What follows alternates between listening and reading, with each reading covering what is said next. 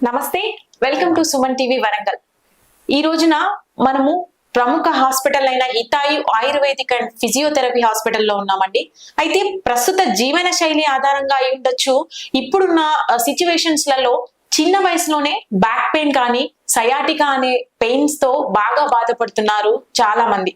అయితే దీనికి కారణాలు ఏంటి? అసలు ఈ ఇంగ్లీష్ మందులు వాడడం వల్ల వీళ్ళు ఎన్ని రోగాలకి ఇంకా బానిసలు అయిపోతూ ఉన్నారు? ఇటువంటి వాటి మీద నాలెడ్జ్ కోసమని ఈ రోజు మనతో విశ్లేషణంగా చెప్పడానికని ఇక్కడ డాక్టర్ గారు ఉన్నారండి, సురేష్ కుమార్ గారు, సీనియర్ ఫిజియోథెరపిస్ట్. ఆయన అడిగి అన్ని విషయాల్ని మనము కూలంకుషంగా తెలుసుకునే ప్రయత్నం చేద్దాం రండి. సార్ నమస్తే అండి. నమస్తే. మీకు సుమన్ టీవీ వరంగల్ కి స్వాగతం. సార్, ముఖ్యంగా మాకు అసలు బ్యాక్ పెయిన్స్ కి కారణాలు ఏంటి, అసలు చిన్న వయసులోనే ఎందుకు వస్తున్నాయి, దాంట్లో డిఫరెన్షియేషన్స్ ఏమన్నా ఉంటాయా, పూర్తిగా చెప్తారా? బ్యాక్ పెయిన్ రావటానికి కారణాలు అనేకం అమ్మ. చిన్న ఏజ్ లో రావడానికి మెయిన్ రీజన్ వచ్చేది ఏంటంటే పోస్చర్, కూర్చునే విధానం కరెక్ట్ గా లేకపోవటం, చేసే వృత్తి అంటే ఇప్పుడు సాఫ్ట్వేర్ ఇంజనీర్ తీసుకున్నాను, ప్రొలాంగ్ సిట్టింగ్ అంటే ఎక్కువసేపు అట్లాగే ఒకటే పొజిషన్ లో కూర్చోవటం వల్ల వాటి వల్ల ఎక్కువ బ్యాక్ పెయిన్ వస్తుంది. ఏజ్ అంటే అంతకుముందు పెద్ద ఏజ్ లోనే ఉండేది, డీజనరేట్ వయసుతో పాటు అరిగి అట్లా ఉండేది ఒకప్పుడు. ఇప్పుడు ఏంటంటే చిన్న ఏజ్ లో వీళ్ళు ఉండే మన లైఫ్ స్టైల్స్ దానివల్ల ఒకటి ఫుడ్ హ్యాబిట్స్ ఇవన్నీ వల్ల బ్యాక్ పెయిన్ అనేది వస్తుంది. బ్యాక్ పెయిన్ అనేది ఏంటంటే ఓన్లీ బ్యాక్ వరకే వస్తుంది, ప్రాబ్లం లేదు. రేడియేటింగ్ ఉండి కాళ్ళను గుంజుడు, డిస్క్ బల్జ్ అనేది అలాంటి ప్రాబ్లమ్స్ కి చాలా అవుతున్నాయి. అలాంటి వితౌట్ సర్జరీ మన దగ్గర రిజల్ట్ వస్తూ ఉంటాయి అన్నమాట. ఓకే సార్, అంటే ఆయుర్వేదిక్ నే ఎందుకు చూస్ చేసుకోవాలంటారు? అంటే ఆయుర్వేదిక్ అనేది ఏంటంటే మనకి ఇప్పుడు జనరల్ గా 1 month బ్యాక్ పెయిన్ వచ్చింది, 1 month రెస్ట్ తీసుకుని మామూలుగా వర్క్ చేస్తే తగ్గిపోతే అది నో ఇష్యూ, తగ్గిపోతుంది.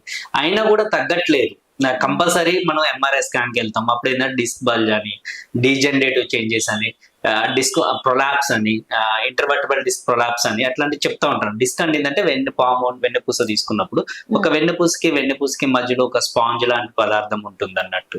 అదేంటనేది అంటే మనకి డిస్క్ లెక్క పనిచేస్తూ ఉంటుంది. మన పైనుంచి నడిచినా ఏం చేసినా బెండ్ అయినా ఏం చేసినా కదా షాక్ అబ్జర్స్ లెక్క పనిచేయాలి.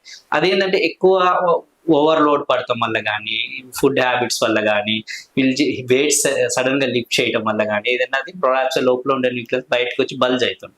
దాంతో నర్వ్ అనేది కంప్రెషన్ ఉంది, కాలంతా గుంజుడు, లాగుడు, కాలు చాలా వీక్ అయిపోయే స్టేజ్ దాకా వెళ్తా ఉంటుంది అన్నట్టు మనకి. దానికి ఏంటంటే మన 1 month ఎవరైనా అలోపతి మన న్యూరో సర్జన్ కానీ న్యూరోఫిషన్ 1 month వరకు మెడిసిన్స్ రాస్తారు, రెస్ట్ ఇవ్వమంటారు. అప్పుడు 1 month లో మనం తగ్గిపోతే పర్వాలేదు, కానీ తర్వాత సర్జికల్ కరెక్షన్ అంటాం అన్నట్టు. మనకి ఆయుర్వేదిక్ పంచకర్మకు రావడానికి ఏం రీజన్ ఏంటంటే వితౌట్ సర్జరీ మనం ఎక్స్టర్నల్ గానే తగ్గేట ఛాన్సెస్ చాలా ఉంటాయి.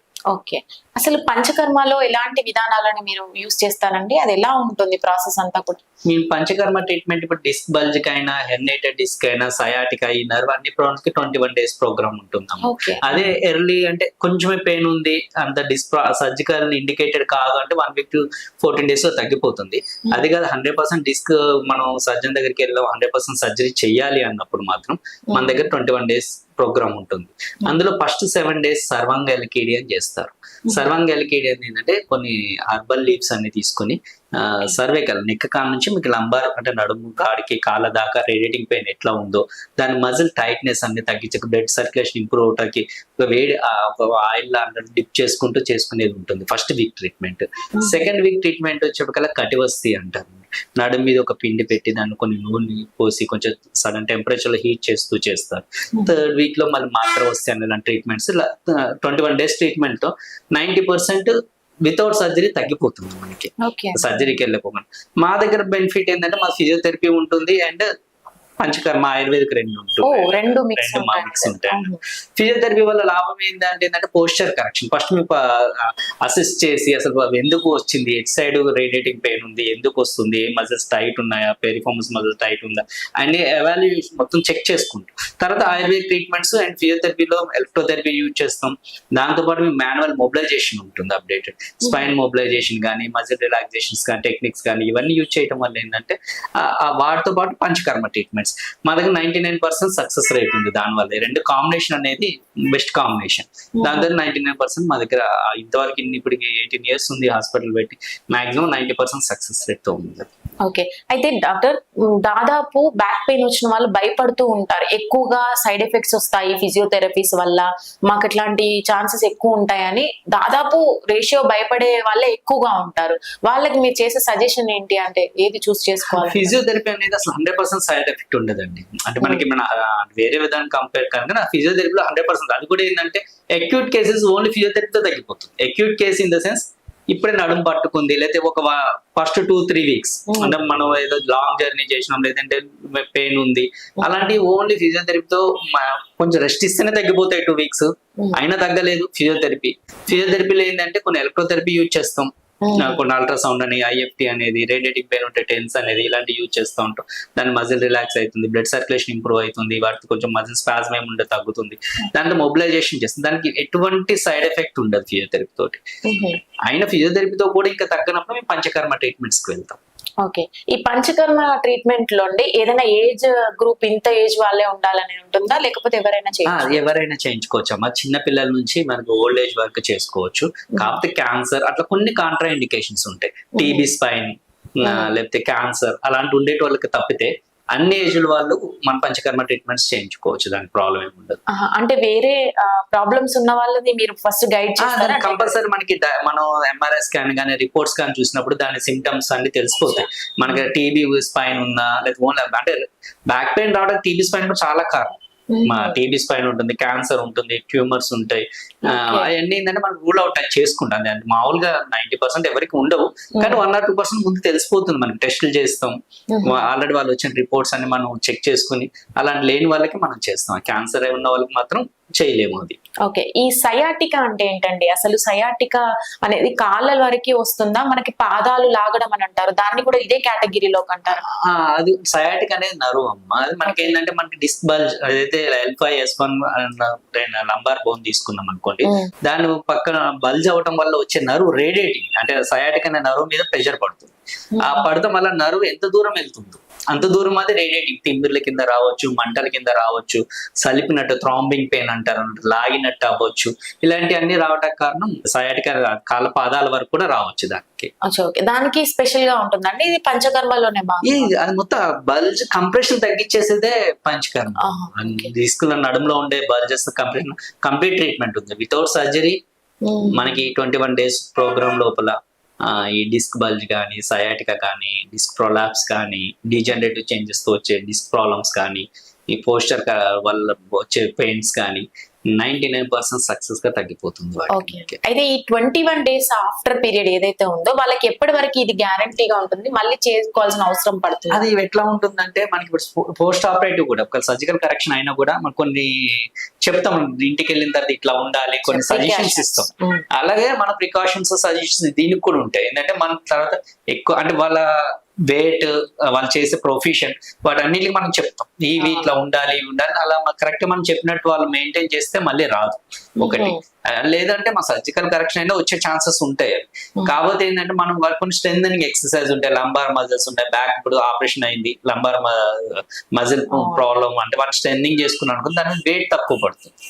అట్లా దానివల్ల మళ్ళీ మనకు రెగ్యులర్ గా 5-10 minutes అట్లా ఎక్సర్సైజ్ చేసుకోగలిగితే మళ్ళీ మనకి రిపీట్ కాదు ఆ ప్రాబ్లం. ఓకే, ఈ ఫుడ్ రిస్ట్రిక్షన్స్ ఏమైనా ఉంటాయంటే? ఫుడ్ రిస్ట్రిక్షన్స్ అంటే ఏమి ఉండవండి. కాకపోతే ఒబీస్ ఉన్న వాళ్ళు మాత్రం కొంచెం వెయిట్ తగ్గాలని వెయిట్ లాస్ కోసం కొంచెం చెప్తాం అంతే తప్పితే ఏమైనా తినొచ్చు, దానికి దీనికి సంబంధం ఏమి ఫుడ్ రిస్ట్రిక్షన్. ఓకే, ఏమి ఉండవు దానికి. సైడ్ ఎఫెక్ట్స్ కూడా ఏమి ఉండవు? 99 సైడ్ ఎఫెక్ట్స్ ఏమి ఉండవు. దాని మనకి సర్జికల్ కరెక్షన్ అయినా 1% సైడ్ ఎఫెక్ట్ ఛాన్సెస్ ఉంటాయి. పారాప్లైజ్ అవటం కానీ, అంటే ఒకవేళ సర్జరీ అయినందుకు ఒకవేళ సర్జరీలో మైల్డ్ గా ఏమైనా చేంజెస్ వస్తుంది, పారాప్లైజ్ అంటే కాళ్ళు కొంచెం వీక్ అవడం అలాంటి ఛాన్సెస్ ఉంటాయి. 100% సైడ్ ఎఫెక్ట్ ఉండదు. ఈ ఫిజియోథెరపీతో కానీ ఆయుర్వేదిక్ పంచకర్మతో కానీ 100% సైడ్ ఎఫెక్ట్ ఉంటుంది. ఓకే అండి, అయితే సర్జరీలో వచ్చేస్తే మనకు కొన్ని రోజులు రెస్ట్ తీసుకోవాలి అన్న ప్రాసెస్ అయితే ఉంటుంది కదా, ఈ పంచకర్మ టైంలో కూడా ఈ రెస్ట్ అనేది నీడ్ ఉంటుందా? అది డిపెండింగ్ ఆన్ పేషెంట్. అంటే మామూలు పేషెంట్స్ కి అయితే అవసరం లేదు. మరి క్రానిక్ గుండె అసలు లేని వాళ్ళకి తప్పితే మేము పండుకునే ఉండమని ఏం చెప్పం. నార్మల్ వాకింగ్ చేసుకోవచ్చు, ఇంట్లో డైలీ వర్క్స్ అన్ని చేసేసుకోవచ్చు. కాకపోతే వెయిట్ లిఫ్ట్ చేసే, బరువులు చేసే పనులు అలాంటి వర్క్స్ మాత్రమే కొన్ని ఆపాలని చెప్తాం అన్నట్టు, మిగిలిన చేసేసుకోవచ్చు. ఓకే అండి. అయితే ఇప్పుడున్న జనరేషన్ కి మీరు ఏదైనా సజెషన్ ఇవ్వాలంటే, ఇట్లాంటివి రాకుండా ఉండాలంటే ప్రివెన్షన్ గా మీరు ఏం చెప్తారు? అని ఏజ్ వైజ్ ఫస్ట్ ఇప్పుడు సాఫ్ట్వేర్ ఏజ్ లో చిన్న వాళ్ళని తీసుకున్నాను, సాఫ్ట్వేర్ ఇంజనీర్ వాళ్ళు తీసుకున్నాను, సిట్టింగ్ పొద్దున్న 10 మొదలు పెట్టి ఈవినింగ్ 6 దాకా ఒకటే పొజిషన్ లో కూర్చోకోకుండా, నెక్స్ట్ టేబుల్ కానీ ల్యాప్టాప్ కానీ యూజ్ చేసే పోస్చర్ కరెక్షన్ కంపల్సరీ ఇంపార్టెంట్.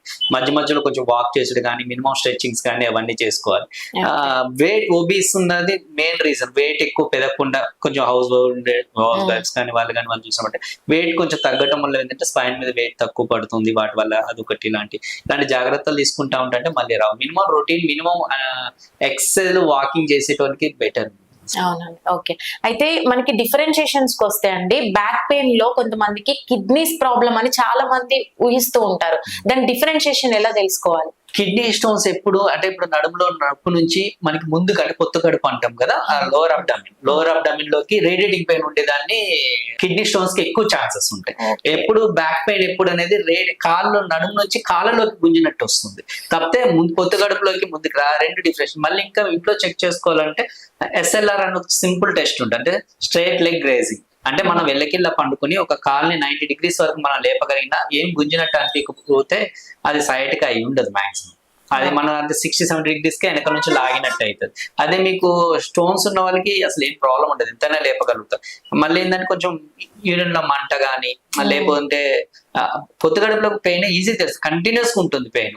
ఈ బ్యాక్ పెయిన్ అనేది ఏంటంటే రెస్ట్ ఇస్తే తగ్గిపోతుంది. కొంచెం రేడియేటింగ్ పెయిన్ ఉన్నా కొంచెం బ్యాక్ పెయిన్ ఇచ్చిన ఒక పెయిన్ కిల్లర్ వేసుకున్నా తగ్గిపోతుంది. అదే కిడ్నీలో స్టోన్ పెయిన్ నువ్వు రెస్ట్ ఇస్తే కిడ్నీలో స్టోన్ ఉన్న పెయిన్ తగ్గదు, ఆ పెయిన్ అంతే కంటిన్యూ అవుతుంది, అది తెలిసిపోతుంది. కంపేర్ టు సర్జరీకి కంపేర్ చేసుకుంటే దాని ప్రైస్ కన్నా తక్కువ, దాని పోస్ట్ ఆపరేటివ్ కంప్లీట్ చేసుకుంటే అంటే సర్జరీ తర్వాత వచ్చే కాంప్లికేషన్ చూసుకుంటే దానికన్నా తక్కువ. అవన్నీ కంపేర్ చేసుకుంటే ఇది ఈజీగా పెట్టుకుని చేసుకోవచ్చు. ఓకే. నార్మల్ ట్రీట్మెంట్స్ అయితే మనకు తొందరగా అంటే దాని ఫలితాలు తెలుస్తాయి అంటారు, ఆయుర్వేదిక్ లో కొంచెం లాంగ్ తెలుస్తాయి అంటారు, దాన్ని ఏమంటారు? దానికి మెడికేషన్ దీర్ఘకాలిక వ్యాధులు వేరు, ఈ కండిషన్ వేరు. దీర్ఘకాలిక వ్యాధులు అంటే షుగర్ కానీ, సోరియాసిస్ కానీ అలాంటి డిసీజెస్ కి లాంగ్ రన్ ఉంటుంది. ఇది మీకు సర్జరీ చేసినా కూడా 1 month రెస్ట్ లేకుండా ఇది 1 month లోపలనే తగ్గిపోతుంది కదా, అది లాంగ్ రన్ కాదు ఇది. ఓకేనండి, తొందరగానే తగ్గ రిజల్ట్ వచ్చేస్తుంది. అంటే మీరు ఆల్రెడీ ఫిజియోథెరపీ కూడా దీంట్లో యాడ్ చేస్తున్నారు కాబట్టి ఇంకా బెస్ట్ రిజల్ట్ వస్తుంది. డాక్టర్ గారు, ఫైనల్ గా మాలాంటి అంటే దూరంగా ఉండే వాళ్ళ కోసము, అంటే పేషెంట్స్ కి చాలా డౌట్స్ ఉంటాయి ఆయుర్వేదిక్ గానీ ఫిజియోథెరపీ గురించే గానీ, అట్లాంటి వాళ్ళకి ఏదైనా సజెషన్ కావాలన్నప్పుడు మిమ్మల్ని సంప్రదించొచ్చా ఆన్లైన్ లో? తప్పకుండా అమ్మా, మా నెంబర్ ఒకటి మీకు డిస్ప్లేలో ఇస్తారు, దానికి నాకు కంపల్సరీ కాల్ చేస్తే అసలు ఏంటి ప్రాబ్లం, ఎట్లా చేయొచ్చు, దానికి ట్రీట్మెంట్స్ ఏముంటాయని మీకు సజెస్ట్ చేస్తా వాళ్ళకి ఇంటికడే. ఓకే అండి, చాలా చక్కగా మా ప్రేక్షకులకు వివరించారు, దానికి గాను మీకు చాలా ధన్యవాదాలండి. Thank you so much. Thank you.